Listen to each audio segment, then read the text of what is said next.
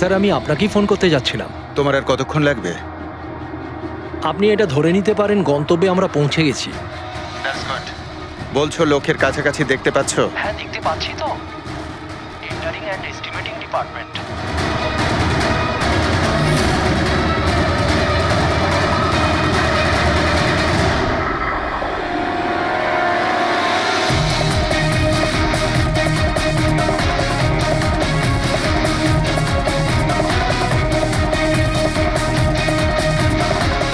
আর ওই লোকটার নাম খুব শিগগিরই আমি আপনাকে বলে দেবো। Rohan, hello hello, Rohan.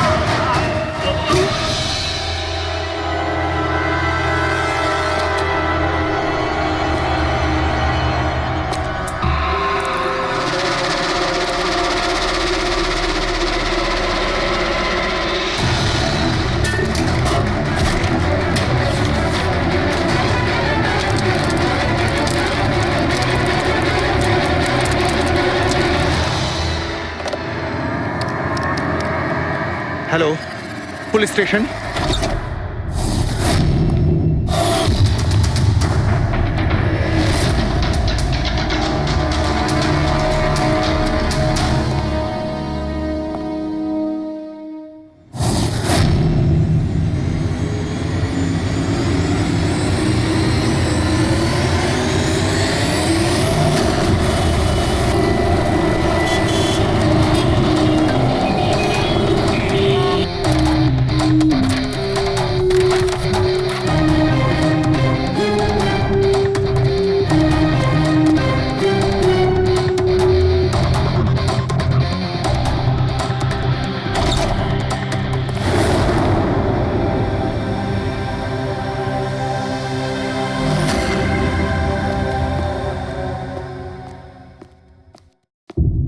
Good afternoon, Dr. Saluke. কি গুড আফটারনুন।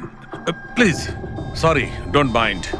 আসলে যখনই কোনো নিরপরাধ লোকের খুন দেখি না, তখনই গুড আফটারনুন, গুড মর্নিং এর উপর বিশ্বাসই চলে তাই তো যায়। ডক্টর। ডক্টর কোনো পোক্ত প্রমাণ পেলেন? আপাতত এই ল্যাপটপের চার্জারটা তার, এটা দিয়েই শ্বাসরোধ করা হয়েছে এর। আর এর মৃত্যুর সময় হচ্ছে সকাল 9টা থেকে 9:30টার মধ্যে। আর হ্যাঁ, লাশের পাশে এই মোবাইলটা পাওয়া গেছে। হয়তো এটা আমাদের কোনো সাহায্য করবে। আর ওই বাকি প্রমাণগুলো যার ব্যাপারে ইন্সপেক্টর সমীর বলছিলেন? স্যার, স্যার রোহনের ডায়েরি এই দেখুন, পুরোটাই পুড়ে গেছে, ছাই হয়ে গেছে। তবে এই ডায়েরিটার সঙ্গে অনেক ডকুমেন্টসও ছিল, সেগুলোও পুড়ে গেছে। বুঝতেই পারছি না যে ওই ডকুমেন্টস এমন কি ছিল। নিশ্চয়ই এর মধ্যে এমন কিছু ছিল যার জন্য ওই খুনি প্রবলেমে পড়তো, তাই প্রমাণ জ্বালিয়ে দিয়েছে আর এই রোহনকেও মেরে দিয়েছে।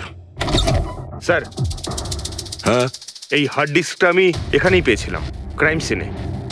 আমি এটা একজন কম্পিউটার এক্সপার্টকে দেখিয়েছি। পুরোপুরি নষ্ট হয়ে গেছে, ডেটা রিকভার করা সম্ভবই নয়। খুনি প্রত্যেকটা প্রমাণকে খারাপ করে দিয়েছে। কোনো ব্যাপার না, কোথাও না কোথাও কিছু না কিছু প্রমাণ নিশ্চয়ই পাবো। পুরবি, স্যার। এই রোহনের ব্যাকগ্রাউন্ড চেক করেছো? হ্যাঁ স্যার, পুরো নাম রোহন কুমার। এ পুনেতে থাকে, এখানে মুম্বাইতে চাকরি করছিল, একাই থাকতো। আর এখানেই এই বাড়ি থেকেই কাজ করছিল। কি কাজ কি করতো? গোয়েন্দা ছিল। বড় বড় কোম্পানিতে যে লাখ লাখ টাকা জালিয়াতি হয় সেগুলোর তদন্ত করতো। তাহলে তো অনেক শত্রুই আছে এই রোহনের। হ্যাঁ দয়া, আর ওই অনেকগুলো শত্রুর থেকে আসল খুনিটা কে সেটা হয়তো তোমাকে এইটা বলবে। কি এটা ডক্টর?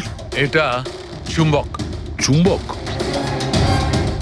এর মধ্যে একজন দৌড়বীরের ছবিও আছে, কিন্তু এই চুম্বক রোহনের বডির মধ্যে কি করছিল? আমার মনে হচ্ছে হয়তো এটা খুনির হবে।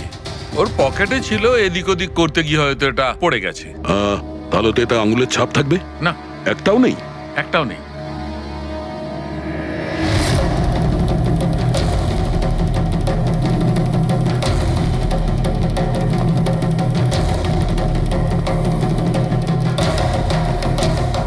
খুনি মনে হয় এখান থেকে এসছে। পুরবি, স্যার। এই রোহন এই মুহূর্তে কার জন্য কাজ করছিল? স্যার, ডিএনডি বিল্ডকম লিমিটেডের জন্য।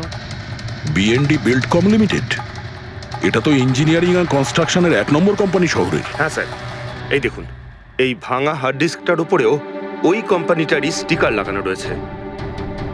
আর মারা যাওয়ার ঠিক আগে এই রোহন এই কোম্পানির সিইও মিস্টার হিতেশের সাথে ভিডিও কলে ছিল।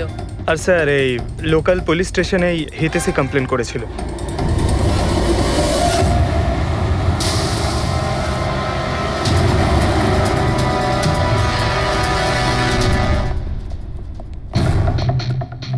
এটা কি এত বড় অফিসে শুধুমাত্র একজনই লোক ছিল নাকি? মনে হচ্ছে স্যার ইন্ডিয়ার ম্যাচ দেখার জন্য সবাই বাড়ি চলে গেছে। আচ্ছা, আজকে ইন্ডিয়ার ম্যাচ আছে। স্কোরটা কি হলো? কোহলি সেঞ্চুরি করতে যাচ্ছে। কি বলছেন স্যার? আপনি কি করে জানলেন? বাইরে ওয়াচম্যান কমেন্ট্রি শুনছিল। ও।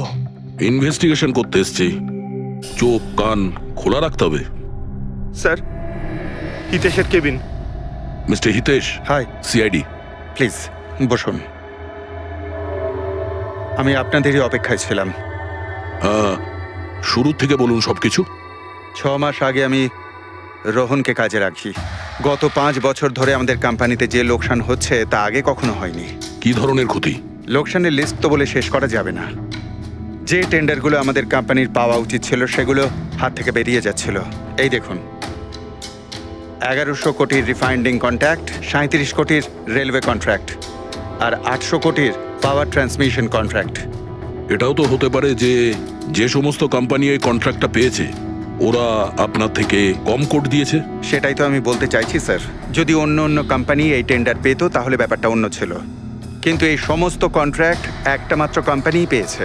আর সবচেয়ে বড় কথা হলো তাদের অ্যামাউন্ট আমাদের দেওয়া অ্যামাউন্টের থেকে মাত্র 1000 টাকা কম। শুধুমাত্র 1000 টাকা কম? কোন কোম্পানি এটা? XPL infrastructure. XPL infrastructure. তাহলে আপনার মনে হচ্ছে যে আপনার কোম্পানিতে এমন কেউ বেইমান আছে যে স্যালারি আপনার থেকে নেয় কিন্তু কাজ এক্সপিএল এর জন্য করে? 100% কেউ না কেউ তো অবশ্যই আছে। আর রোহন ওই লোকটার খুব কাছাকাছি পৌঁছে গিয়েছিল। ওর লাস্ট ফোন কলে আমায় এটাও বলেছিল যে সেই বেইমান এস্টিমেটিং অ্যান্ড টেন্ডিং ডিপার্টমেন্টের লোক। আচ্ছা, এই ক্রাইম সিন থেকে আমরা এই ড্যামেজড হার্ড ডিস্কটা পেয়েছি। কি আছে এর ভেতরে? স্যার, এটা আমাদের কোম্পানির গত 5 বছরের CCTV footage, call logs, emails, আমাদের কোম্পানিতে কত এমপ্লয়িজ আছে, সমস্ত ইনফরমেশন এতে ছিল। তাহলে এর কপি নিশ্চয়ই আছে আপনার কাছে? আগে হ্যাঁ আছে। আমরা ওটা আমাদের সঙ্গে নিয়ে যাব। শিওর।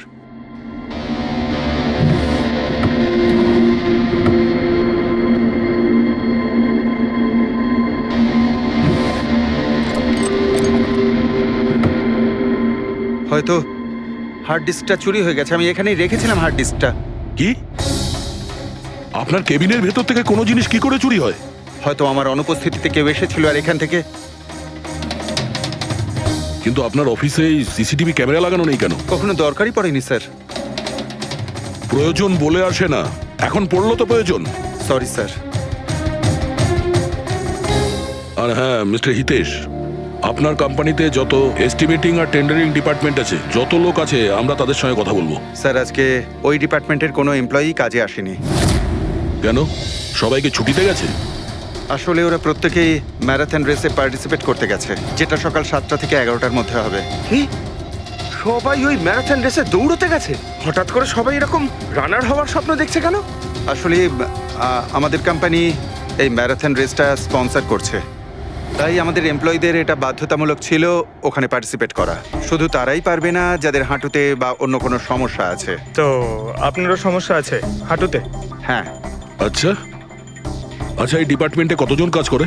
10 জন। আর এই 10 জনই ম্যারাথন রেসে গেছে? হ্যাঁ স্যার, যদি কেউ না যেত আমি অবশ্যই জানতে পারতাম স্যার। স্যার, হুম, যদি পুরো ডিপার্টমেন্টের সবাই ম্যারাথনে দৌড়চ্ছিল যখন রোহনের খুন হয়েছিল, তাহলে খুনটা করলো কে? হতে পারে ওই কন্ট্রাক্ট কিলার। 1 মিনিট। মিস্টার হিতেশ, আপনার কাছে এই ম্যারাথন রেসের কোনো ব্রোশিয়া, কোনো লেটার আছে? ইয়েস স্যার, আমি আনছি। কি হলো স্যার? চুম্বকে ওই দৌড়ানোর লোকটা, ম্যারাথন রেস, এক্ষুনি জানতে পারবো। এই নিন sir. Thank you. You are welcome sir. Hmm. দেখেছো, এটাই হলো ওই চুম্বকের রহস্য। যেটা ক্রাইম সিনে পাওয়া গেছে সেটা ম্যারাথন রেসে। মানে স্যার, ও ম্যারাথন রেসে দৌড়চ্ছিল, রোহনকে খুন করার জন্য ও রেস ছেড়ে দিয়ে ওর বাড়ি চলে যায়। মনে তো হচ্ছে এইরকমই। স্যার, এই বিপ ম্যাগনেট জার্সির ওপর লাগানো হয়। সঞ্জু স্যারকে একটু বুঝিয়ে দাও। দেখুন স্যার, এই ম্যাগনেটটাকে এখানে এইভাবে লাগিয়ে দিতে হবে। সেম এরকমই আরেকটা নেওয়ার পরে জার্সির ভেতর থেকে আমরা নিয়ে নেব, আর এটাকে আমরা এইভাবে লাগিয়ে দেবো। সেম আরেকটা এইভাবে নিয়ে এটাকে নিয়ে আমরা এইভাবে লাগিয়ে দেবো, আর এটা এইভাবে লক হয়ে যায়। আগে আমরা সেফটি পিন ইউজ করতাম, কিন্তু দু একবার রানার্সের চোট লেগেছিল, তাই আমরা এই ম্যাগনেট টেকনিকটার ব্যবহার করছি।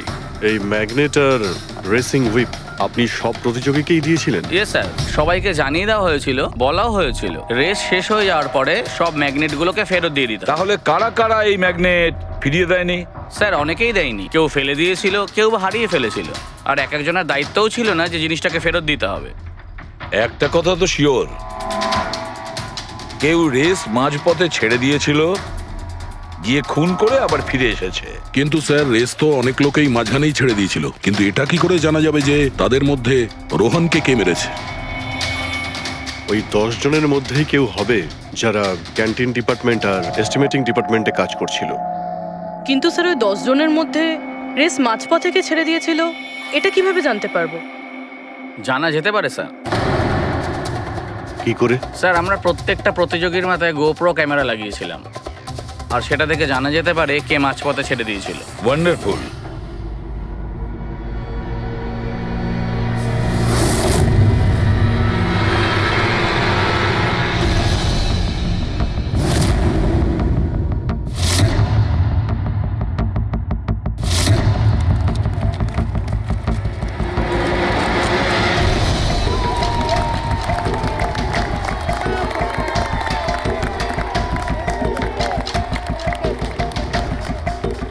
নবীন, এই রিশটা তোকেই জিততে হবে।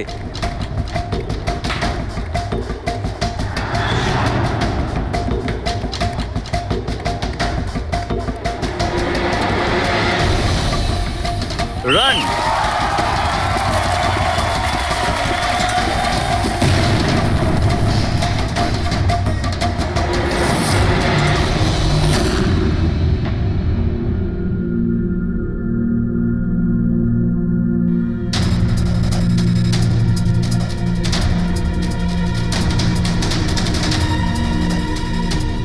এই 4টে স্ক্রিন, এগুলো ব্ল্যাঙ্ক কেন? জানি না স্যার, আমরা তো সব ক্যামেরা চালু করে এদের দিয়েছিলাম, হয়তো ভুল করে এই 4 জন ক্যামেরা অফ করে ফেলেছিল। ভুল করে করেছে নাকি ইচ্ছে করে?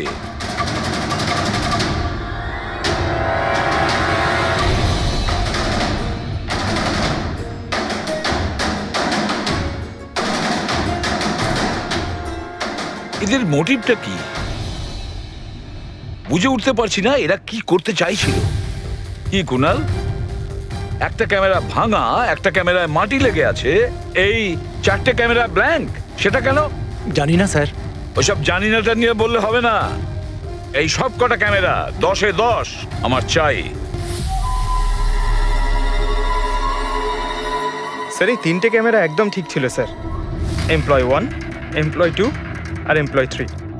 তার মানে এই 3টে ক্যামেরায় কোনো টেকনিক্যাল প্রবলেম ছিল না। কেউ ইচ্ছে করে ক্যামেরাগুলো বন্ধ করেছিল বা ভুল করেও করে থাকতে পারে, কিন্তু বলা যায় না। কিন্তু স্যার, এই 4টে ক্যামেরারই ফুটেজ একদম ঠিকঠাক স্যার। এমপ্লয়ি 4, 5, 6, 7। তাহলে এবার যাই প্রবলেম ক্যামেরাতে। সবার আগে প্রবলেম ক্যামেরা ছিল এই নবীনের, যার লেন্স ক্র্যাক হয়ে গেছিল, হতে পারে দৌড়তে দৌড়তে পড়ে গেছিল।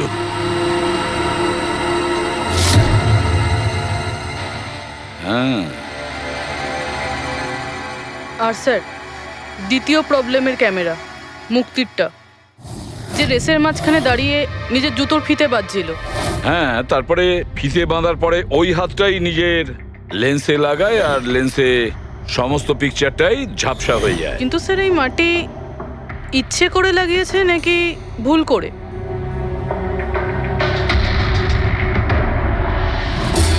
আরে 10টা লোকের তো 10টা গোপ্রো ক্যামেরা থাকা উচিত, এখানে তো দেখছি 9টা। গৌরবের ক্যামেরাটা কি হলো, সেটা কোথায়? স্যার ওই ক্যামেরাটা হারিয়ে গেছে, গৌরব ওটা ফেরত দেয়নি। তাহলে স্যার এই গৌরবই খুনি, ওকে ধরে ফেলা উচিত। না পঙ্কজ, এইভাবে হয় না। হতে পারে গৌরব ক্যামেরাটা ফেরত দিতে ভুলে গেছে। আমাদের এটা ভাবতে হবে যে খুনি এই সময়টাই কেন বেছে নিল ম্যারাথন রেসের টাইমে খুন করার জন্য। ও তো চাইলে যে কোনো সময় খুন করতে পারতো, যে কোনো জায়গায় পারতো। হ্যাঁ, অ্যালিবাইয়ের জন্য স্যার, যাতে ধরা পড়লে খুনি বলতে পারে যে রোহনকে খুনের সময় ও তো ম্যারাথনে পার্টিসিপেট করেছিল। হ্যাঁ, সেই জন্য ও রেসেও পার্টিসিপেট করেছিল আর রেস কমপ্লিট করেছিল। তার মানে স্যার রেসকে মাঝখান থেকে ছেড়ে ও চলে গেছিল, তারপরে গিয়ে খুন করলো, আর খুন করার পরে এসে রেস আবার শেষ করলো। এক্স্যাক্টলি। কিন্তু স্যার এই ফুটেজ থেকে কিভাবে জানতে পারবো কে রেস ছেড়ে চলে গেছে, খুন করেছে, আবার রেস জয়েন করেছে? স্যার এই ব্যাপারটা আপনি টাইমিং চিপ থেকে জানতে পারবেন। টাইমিং চিপটা আবার কি? আজকাল ম্যারাথন রেসে বিজেতা কে জানার জন্য RFIDর ব্যবহার করা হয়। RFID মানে রেডিও ফ্রিকোয়েন্সি আইডেন্টিফিকেশন। আগে হ্যাঁ, ও, এই টেকনিক থেকে একটা জিনিস জানা যেতে পারে যে একজন রানারের প্রত্যেকটা ল্যাব কমপ্লিট করতে কত সময় লেগেছে। RFID, radio frequency identification. Sir এটাই হলো চিপ, আর এটা রেসের ম্যাট, আর এটাই RFID টেকনিকে চলে। দেখুন স্যার। ও, তার মানে রেস শুরু হতেই যখন কোনো রানার এটা ক্রস করে তখন এই টাইমিংটা ওই মুহূর্তে শুরু হয়ে যায়। একদম স্যার, অফিসের কার্ডের মতন স্যার। ঠিক আছে, এটা তো বুঝতে পারলাম, কিন্তু এটা কি জানতে পারা যাবে যে কেউ রেস মাঝপথে ছেড়ে দেয় আর পরে আবার এসে জয়েন করে? এরও উপায় আছে স্যার। স্যার এই ম্যারাথন রেস 31 কিলোমিটারের হয়। এতে 4টে ভাগ, প্রথমটা 5, দ্বিতীয়টা 10, তৃতীয় 15, চতুর্থ 20। চতুর্থ পর্যায় থেকে ফিনিশিং লাইনের দূরত্ব কম করে 1 কিলোমিটার স্যার। তার মানে সব মিলিয়ে 6টা প্যাড, স্টার্টিং লাইনের প্রথম প্যাড আর ফিনিশিং লাইনের 6 নম্বর প্যাড, মাঝখানে 4টে থাকছে, 4টে ধাপ, 4টে প্যাড। যখন কোনো প্রতিযোগীর পা ওই প্যাডের মধ্যে পড়ে তখন আমরা বুঝতে পারি ওই রানার কত টাইমটা নিয়েছে। তাহলে কে রেস মাঝপথে ছেড়েছিল আর কে ছেড়ে যায়নি এটা জানা গেলে এটাও জানা যাবে যে একটা ধাপ থেকে আরেকটা ধাপে যাওয়ার সময় কোন রানারের সব থেকে বেশি সময় লেগেছিল। সবকটারই টাইমিংটা চেক করতে হবে। জানা তো যাবে সে কে যে মাঝপথে রেস ছেড়ে আবার জয়েন করেছে। পুরবি,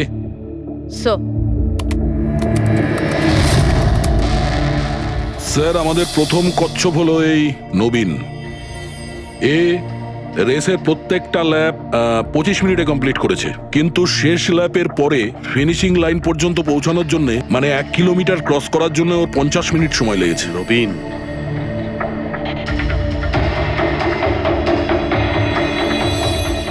আর স্যার এই মুক্তি, এর টাইম তো রেকর্ডই হয়নি। 15 থেকে 20 কিলোমিটারের মাঝের ধাপ। তাহলে এ হলো দ্বিতীয় সাসপেক্ট।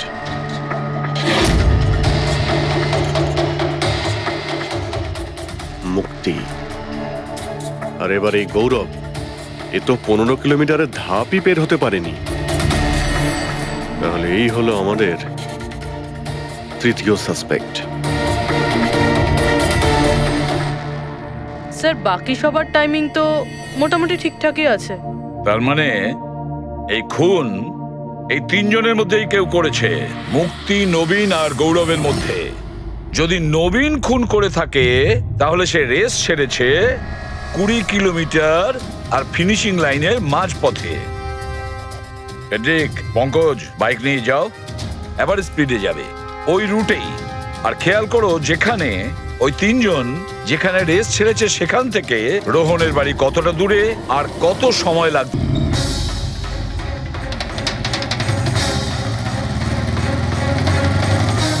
15 কিলোমিটারের মাঠ থেকে আসছি স্যার, এটা 10 কিলোমিটার। হ্যাঁ, মুক্তি বোধহয় এখানেই কোথাও দাঁড়িয়েছিল, 10 আর 15 কিলোমিটারের মার্কের মাঝখানে। এই আমি স্টপ ওয়াচটা অন করলাম আর আমি চললাম রোহনের বাড়ি। থাম পঙ্কজ, এই রাস্তাটা দিয়ে। এই রাস্তা দিয়ে? হ্যাঁ এই রাস্তাটা চলুন। আরে আস্তে চালা না। হ্যাঁ।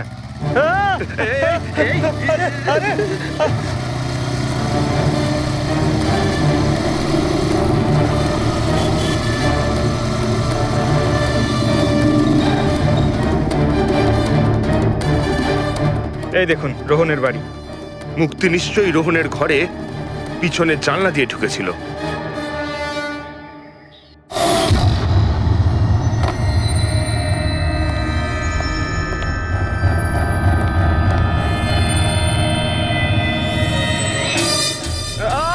আরে অ্যাক্টিং করতে বলেছিলাম। থাম।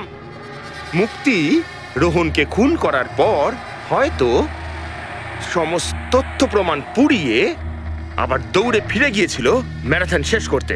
চল আমরা আবার যাব সেই ম্যারাথনের ওখানে 20 কিলোমিটারের মার্কটার কাছে।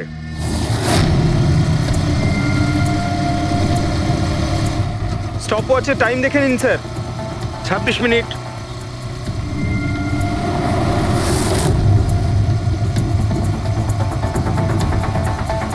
বাহ, আরে ব্যাস ব্যাস ব্যাস। এবার মুক্তি পৌঁছলো 20 কিলোমিটারের মার্কে পাক্কা 30 মিনিট পরে। আর তারপর এখান থেকেই হয়তো ও রেসটা শেষ করেছিল।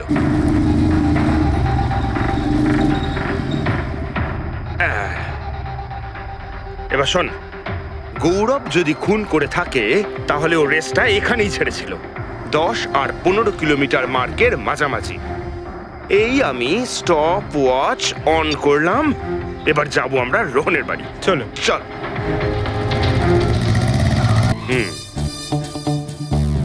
হ্যাঁ একদম পুরো বিশ্বাস আছে আমার। Excuse me. এই ছাড় ছাড় ছাড় ছাড়। আরে আরে আরে মরে যাবো তো। চল।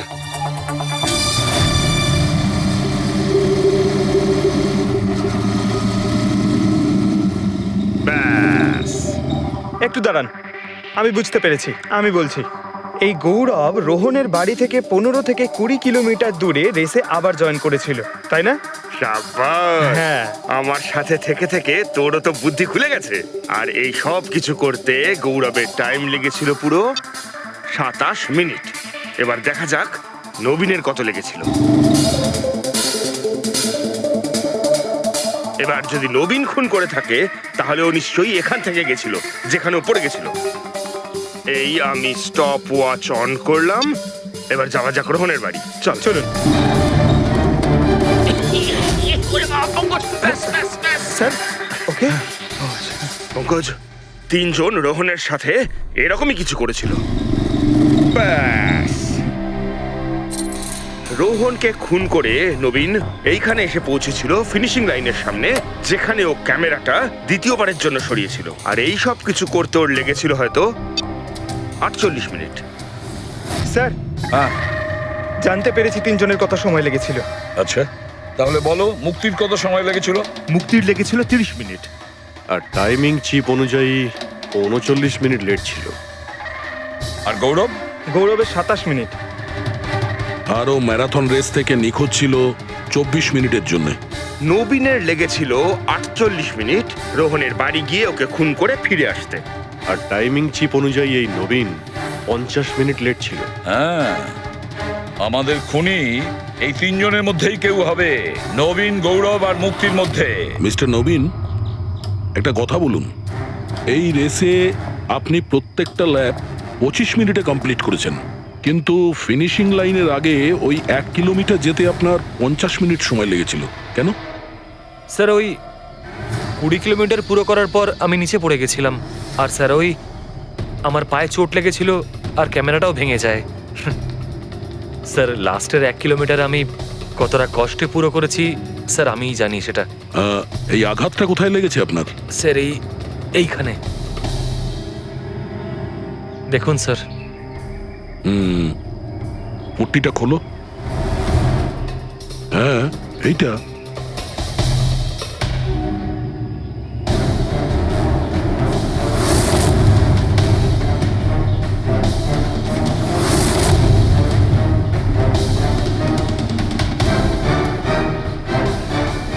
স্যার, এবার আপনার বিশ্বাস হয়েছে যে আমি কোনো দোষ করিনি? নির্দোষ যদি হও এত ঘাবড়ে যাচ্ছ কেন?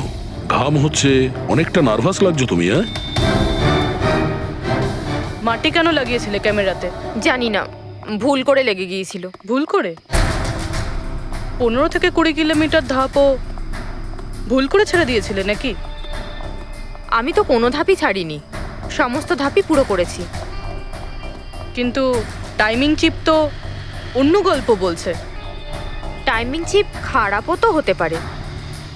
আপনি একজন মেশিনের উপর বিশ্বাস করবেন নাকি একজন জীবন্ত মানুষের উপর? আচ্ছা, তোমার গোপ্রো ক্যামেরাটা কোথায় গেল? তুমি তো ওদের ওটা ফেরত দাওনি। ওটা তো হারিয়ে গেছে স্যার। হারিয়ে গেছে? কি করে হারিয়ে গেল ভাই?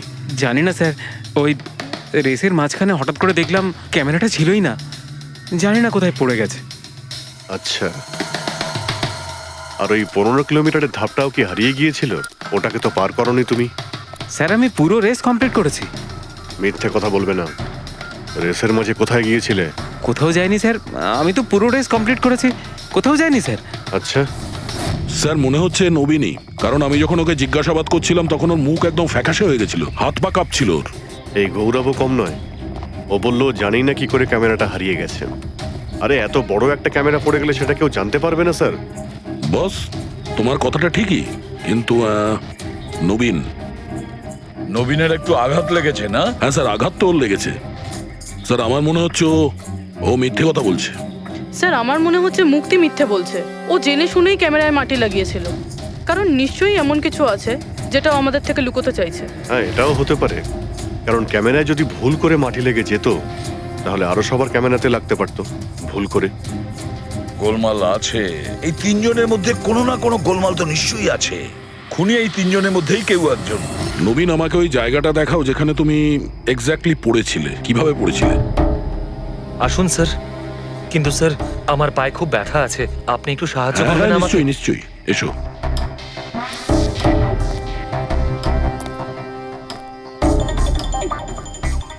স্যার আমি এখনো বলছি আপনাকে, আপনি নিজের টাইম ওয়েস্ট করছেন। এমনটা যেন না হয় যে আসল খুনিই পালিয়ে যায়।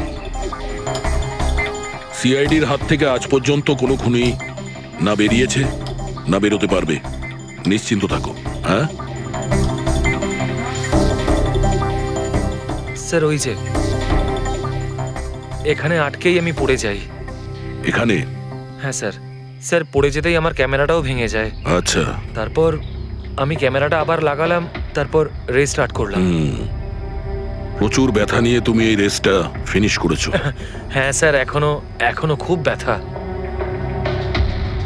তুমি পড়েছিলে এইখানে, এই জায়গাটায়?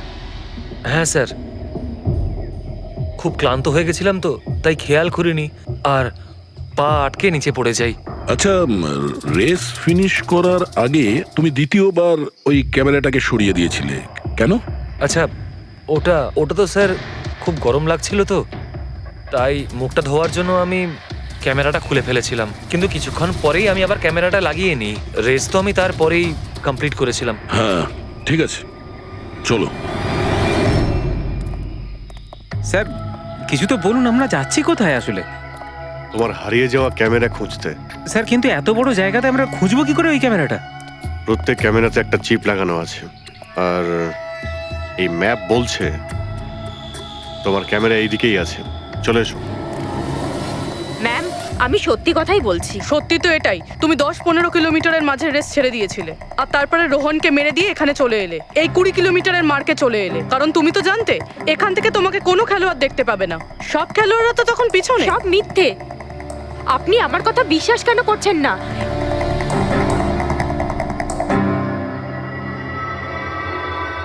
কি কি খুঁজছো? আমি কিছু তো না। কিছু আছে ওখানে?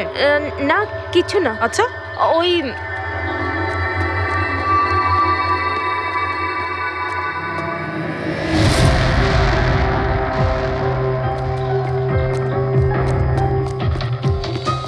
ও তো তুমি সাইকেলে করে গিয়েছিলে রোহনকে খুন করতে?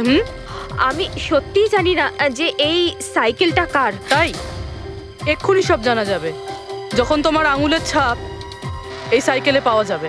হ্যাঁ ম্যাম প্লিজ। হ্যাঁ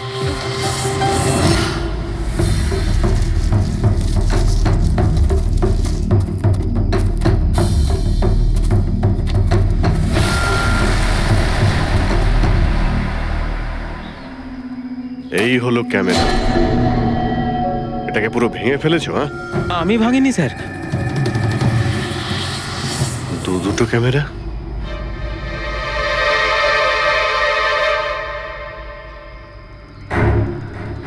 এই ক্যামেরাটা আবার কার? স্যার স্যার সরি, আমি আপনাকে মিথ্যে বলেছি স্যার, কিন্তু আমি আপনাকে সব সত্যি কথা বলে দিচ্ছি স্যার। বলো, তাহলে সত্যি বলার মুড হয়েছে তোমার? বলো। আসলে আমি এই জঙ্গলে না ড্রাগস নিতে এসেছিলাম, ওই গায়ের জোর বানানোর ড্রাগস, যাতে আমার গায়ে শক্তি আসে আর আমি জোরে দৌড়ে এই রেসটা জিতে যেতে পারি। সেই জন্যই আমি ক্যামেরাটা ভেঙে দিয়েছিলাম। খুব ভালো মজা করো তুমি। জোরে দৌড়ানো ড্রাগ নিয়েছিলে ম্যারাথনে, যেখানে অনেকক্ষণ দৌড়তে হয় আস্তে আস্তে, সেখানে জোরে দৌড়ানো ড্রাগের দরকার ছিল। মজা করছো? হ্যাঁ, এটা কার ক্যামেরা? আমি জানি না স্যার। কোনো ব্যাপার না, সব জানতে পেরে যাব। আমি অপরাধ করেছি, কিন্তু ওটা নয় যেটা আপনি ভাবছেন। আমি রোহনকে মারিনি। আমার দোষ শুধু এটুকুই যে আমি রেসটা জেতার জন্য একটু চালাকি করেছিলাম। বুঝলাম না, কি করেছো তুমি? আমি জানতাম না যে টাইমিং চিপ প্রত্যেক ধাপে রানারের টাইম নোট করবে। আমি ভেবেছিলাম শুধু রেসের প্রথমে আর শেষে টাইম ক্যালকুলেট হবে, আর তাই 10 কিলোমিটার পর্যন্ত এসে ক্যামেরায় মাটি লাগিয়ে দিয়েছিলাম আর ওখান থেকে সাইকেল নিয়েছিলাম।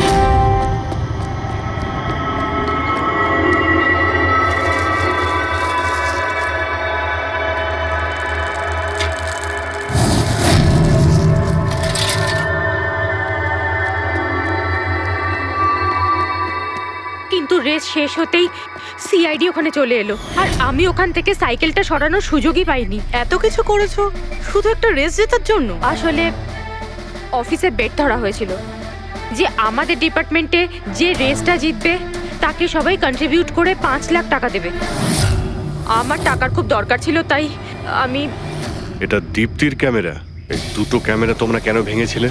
স্যার আসলে আমরা এই রেসে এসেছিলাম যাতে একে অপরের সাথে সময় কাটাতে পারি, কিন্তু তারপরে খেয়াল হলো যে আমাদের প্রেমের কথাবার্তা সব ওই গোপ্রোতে রেকর্ড হচ্ছে স্যার। কখন থেকে ফলো করছে। শোন না, তোকে খুব সুন্দর লাগছে। দাঁত ছাড়ো তো। কি হলো? গোপ্রোতে সব রেকর্ড হচ্ছে। ও গড, এখন কি করব? একটা কাজ করা যাক, চল আমার সঙ্গে। হ্যাঁ,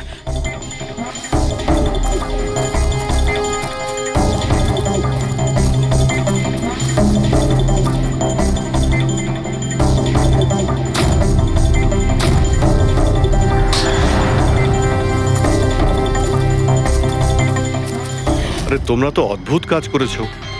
আরে এতে তো কোনো সাউন্ড রেকর্ডই হয় না। তোমরা তো বোকার মতো কাজ করেছিলে। হয়তো কে দুটো ক্যামেরা ভেঙে দিয়েছো। কি স্যার, এতে কিছু রেকর্ড হয়নি? স্যার নবীন তো আমাকে ওই জায়গাটা দেখিয়েছে যেখানে ও পড়েছিল, কিন্তু কেন জানি না আমার মনে হচ্ছে যে ও মিথ্যে কথাই বলছে। আরে মুক্তি? স্যার মুক্তি বলেছে যে ও সাইকেলের ব্যবহার করেছে রেস জেতার জন্য। স্যার হতে পারে ও মিথ্যে কথা বলছে, আর রোহনকে খুন ওই করেছে। আর গৌরব আর দীপ্তি, ওদের লাভ স্টোরির কি হলো? কতটা সত্যি? হ্যাঁ, ওরা সত্যি কথাই বলছে। ফোন রেকর্ডে দেখাচ্ছে দীপ্তি আর গৌরব প্রতিদিন 3-4 ঘন্টা করে নিজেদের মধ্যে কথা বলতো। স্যার একটা কাজ করি, আমরা আবার ম্যারাথন রেসের ফিনিশিং ভিডিওটা দেখি।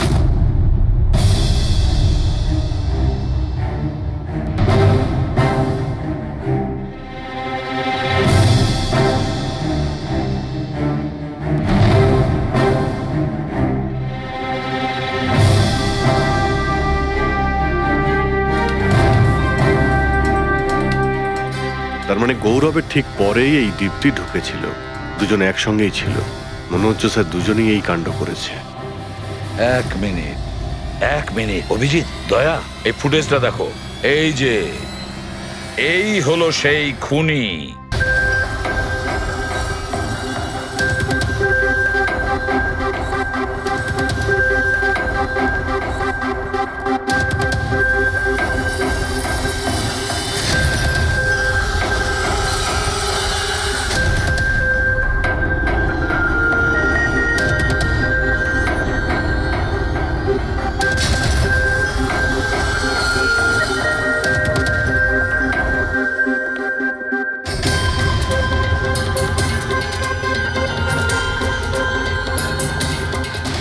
স্যার আমাদের এখানে কেন ডাকা হয়েছে? খুনির নাম বলবার জন্য। স্যার সত্যি খুনি ধরা পড়েছে? তাহলে তাহলে বলুন না স্যার, কে খুনি? আরে বলবো, একটু ধৈর্য ধরো। মুক্তি, 5 লাখ টাকার জন্য তুমি বেইমানি করেছো। 5 লাখ টাকার জন্য। আর গৌরব, তুমি তুমি তো তোমার ভালোবাসা লুকোনোর জন্য বেইমানি করেছো। আর নবীন, তুমি চলো তোমাকে আবার দেখাচ্ছি, রেসের একটা পাওয়ার দেখাচ্ছি। খুব ভালো করে দেখো আর বলো কোথায় ভুল আছে, বলো।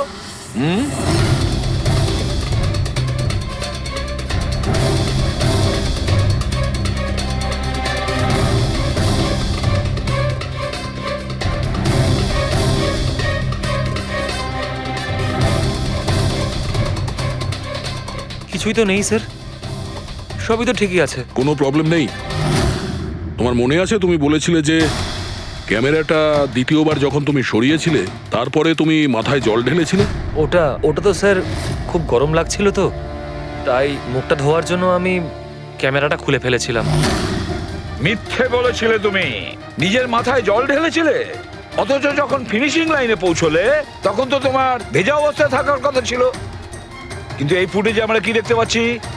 তুমি শুকনো অবস্থায় দৌড়চ্ছ। হয়তো জল শুকিয়ে গেছিল। বর্ষাকালে অত তাড়াতাড়ি জল শুকিয়ে গেল, অদ্ভুত ব্যাপার। তাহলে নবীন, তোমাকে আরো একটা ফুটেজ দেখাই, এই গল্পের শেষ অংশ। বলো, এটা দেখে তোমার কি মনে হচ্ছে?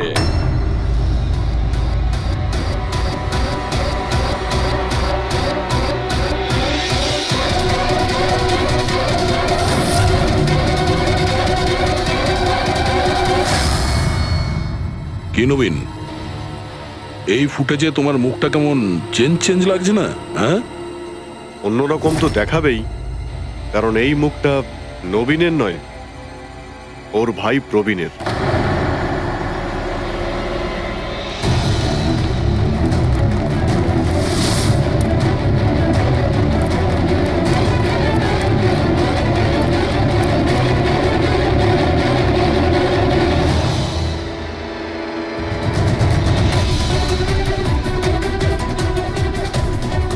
খুব বড় প্ল্যান বানিয়েছিলে তুমি, দারুণ মাথা খাটিয়েছিলে তুমি। প্রথমে 3টে এমপ্লয়ির ক্যামেরা বন্ধ করে দিয়েছিলে,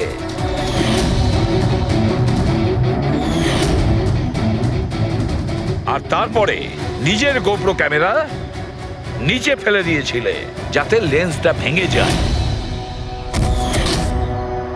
আর তারপর নবীন নিজের ক্যামেরাটাকে খুলে পরিয়ে দিল নিজের ভাইকে, মানে প্রবীণকে।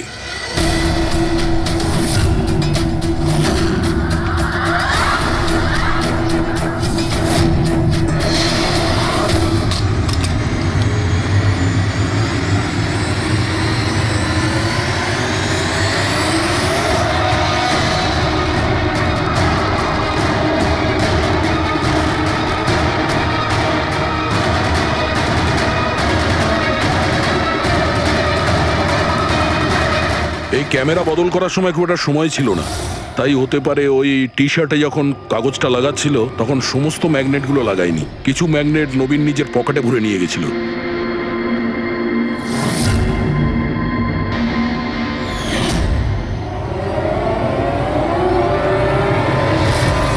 নবীন রেস ছেড়ে বেরিয়ে যায় রেইনকোট পরে আর পৌঁছে যায় রোহনকে খুন করার জন্য। কিন্তু ও কি করে জানবে যে রোহনকে মারার সময় ম্যারাথন রেসের ওই ম্যাগনেটই ওকে ফাঁসিয়ে দেবে?